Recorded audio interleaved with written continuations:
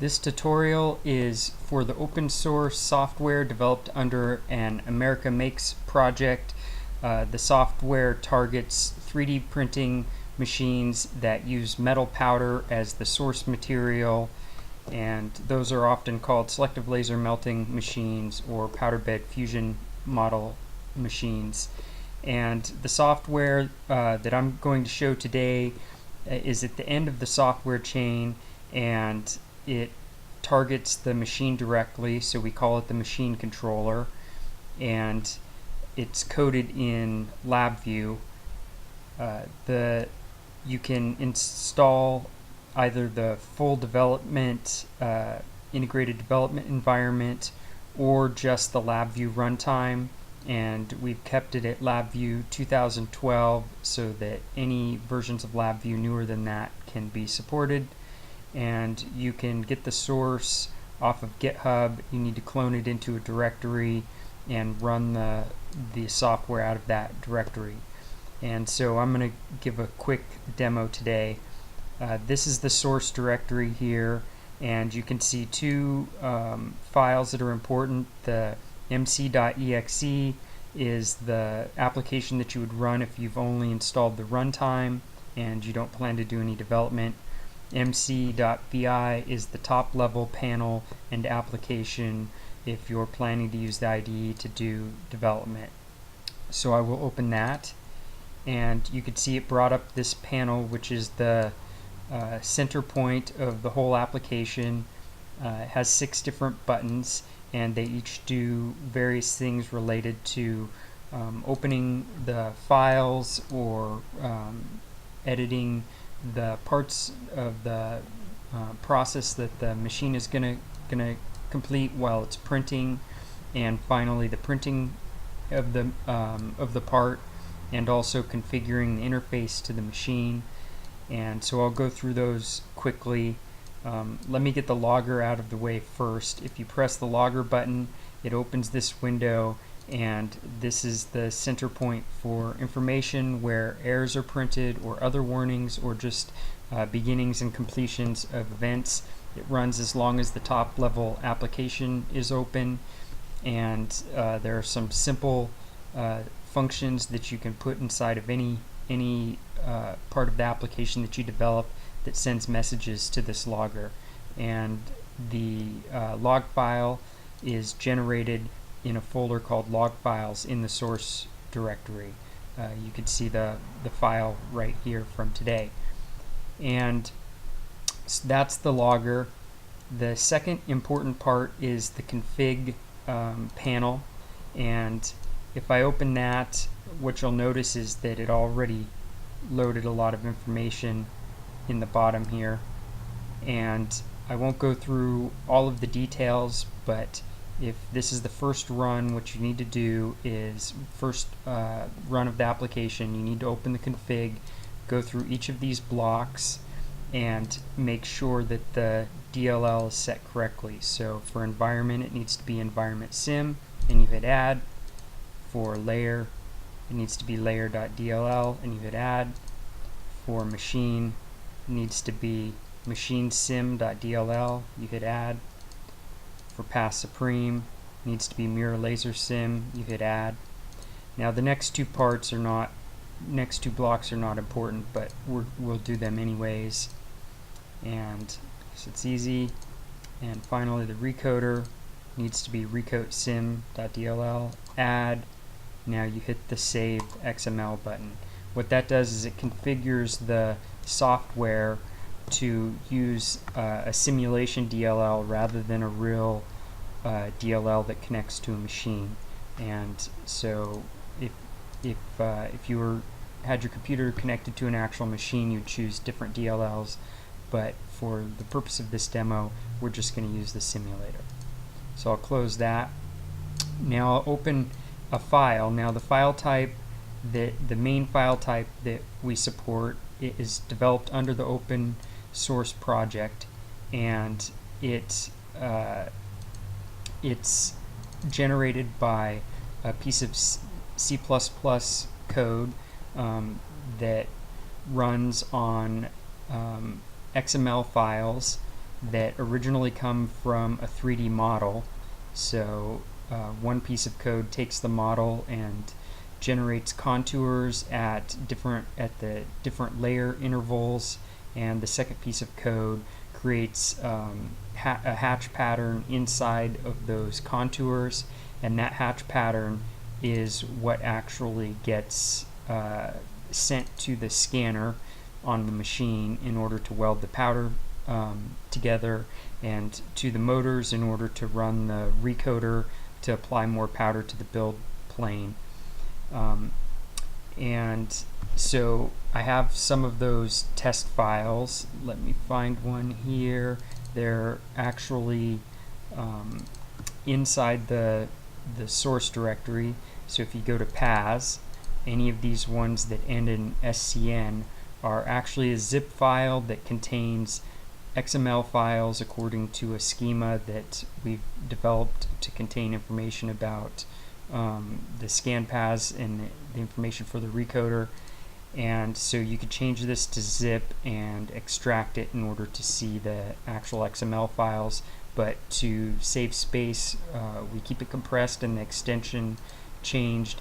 And so if I pick one of these, I'm going to start with the AM coin here, and what you'll see is a converter opens up.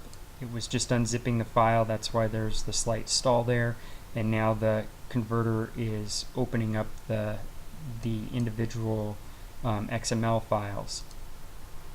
And what it does is it takes each XML file and parses it and picks out information that would be important in an abstract sense for a 3D printing machine. So those pieces of information, for instance, information for the recoder, we're calling those process blocks. And so each block, there's a layer block, for instance, at the beginning of each layer, and associated with each block are two applications or panels that can be opened, and if you hit the editor button you can see one of them, and the layer one is pretty simple, but if I move the block forward one, this is the recoder, and I hit the button to open the editor, what you'll see is some controls related to being able to spread powder, and it opened up the simulator panel here. And so for instance, I'll just simulate a recoat by setting the velocity and hitting the recoat button, and you'll see the recoder pass across the simulator, and here it's running slower. Now one thing to note about the simulator is there's extra controls over here that haven't been created in a stylish fashion, but are still useful for testing some of the other process blocks. So we're testing the recoder now. The environment and the machine blocks are just operate these controls right here. And for instance, if you set the wrong settings on the simulator and this is taking forever, you can just stop it like that. And let's see. Oops, I forgot to hit the abort button. Well, it's almost done. So we'll wait for it. And right now there's 6 different blocks that are supported. Yeah, I would have had to hit the abort button there. Now the simulator is useful for testing purposes, but it still has some bugs that hopefully you wouldn't find in the top level applications. But one thing I'll note here is you can drag this yellow bar around to choose what block, and you can zoom ahead by layers this way and then look inside of a layer for a particular block. So I'll close this panel, I'll open the one for the Path Supreme. Now what you'll see is the hatch pattern here. If you zoom in, you can see the individual line segments, and that the laser would follow, and you can increase the magnification or decrease it. Kind of counterintuitive there. And look around and see the endpoints and the power for each segment. This also is a way to switch between blocks, so you'll notice that this is the contours for the outside of the hatch area, and so those generally come after the internal hatching. And if we want to test it, we can send it to the simulator and then hit mark, and you'll see it start drawing. Now, one thing you can do on the simulation software is change the speed. So if you want it to simulate faster, you can adjust this bar. I'm not sure why it's not letting me adjust that right this second. It normally does. Maybe I have found a bug. Anyways, we'll wait for it to continue. And so that simulated that layer. Now I'm able to change it. Normally you can change that while it's running. I'll just show you by opening the recoder and recoding just like that, because the speed was so fast. Now I'll send it again and mark it, and you'll notice it's quite a bit faster. When it's at 1, it should, based on the velocities that are specified in the scan file, it should operate at real time. And for the recoder, it only operates the actual recoding time, and if you change the build platform or the supply, it happens instantaneously. It doesn't simulate those speeds. Okay, so that's pretty much that. I'm going to close these panels now. That's kind of a run through of that part of the main part of the software, and I will show you finally the full printing. If I open the print, if I hit the print button, it opens a panel that controls automated printing. And first you hit the init button, and it goes through every process block and calls a special init function on the DLL in case machine components need to do some setup before they're ready to print. And now I'll hit the run button, and so what you see initially is a recoat. So the way the blocks are laid out is it goes layer, recoat, and then the path scanning. That's how the converter sets up the script at this point, and there's already some functions to change the ordering in the block editor, and we plan to have more control over ordering in the future.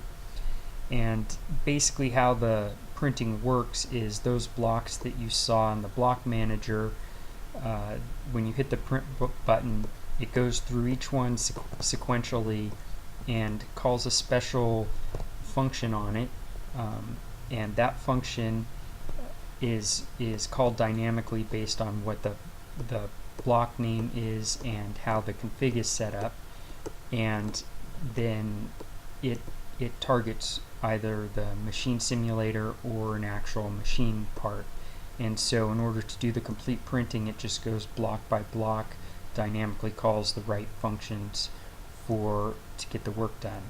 And now you'll see it's doing the contours on the outside. This one happened to be scanned with, or had 5 contours generated in the scan generator. Now if we want to pause it, we can hit run. There's not really any specific abort right now in the software that's difficult to tie into a machine, and so we expect that a real machine would have an abort button, for instance an e-stop, and so for instance if I hit abort, then it's partially done there.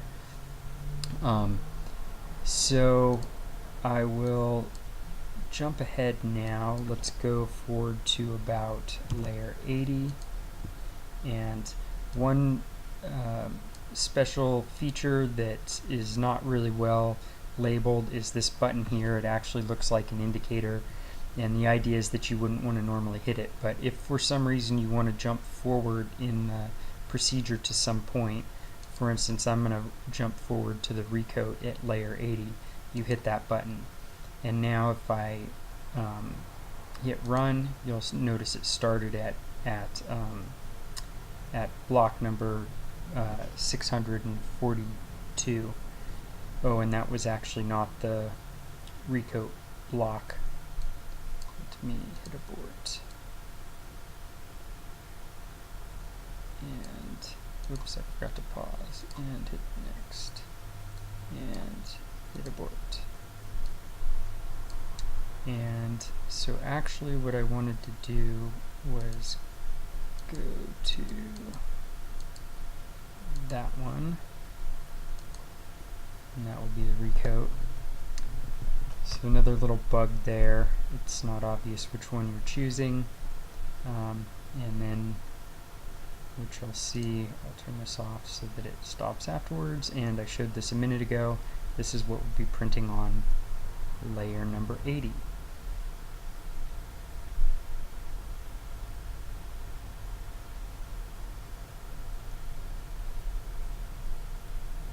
And I can back up a few layers here, go back to 75.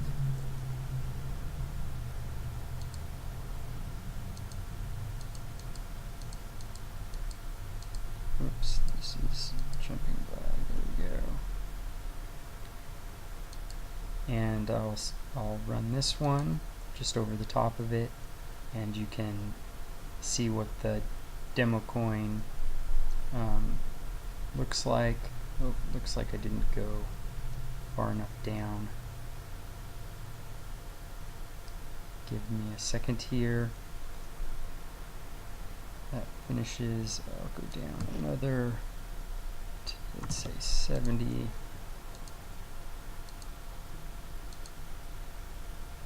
Oops, forgot to pause it.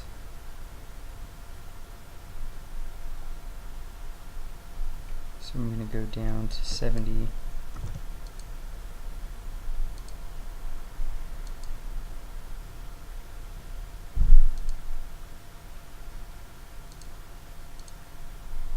Wait for this one to finish. Hopefully this will give you an impression of what the whole design looks like. I guess I maybe need to go even further down.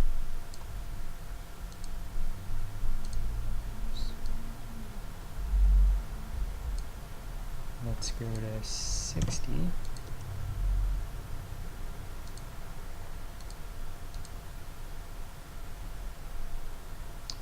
And is it going to be far enough? Still looks like not.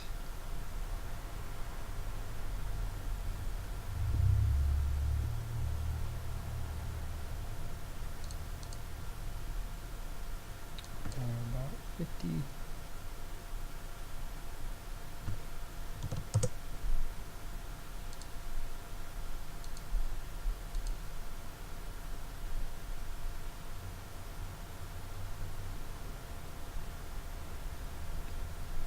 Finally. So now this is a little bit further down in the design, and this design, which there's a picture of on the GitHub, is a thin coin with the America Makes logo on it. So that's the end of this tutorial, and we hope that you download the software and try it out.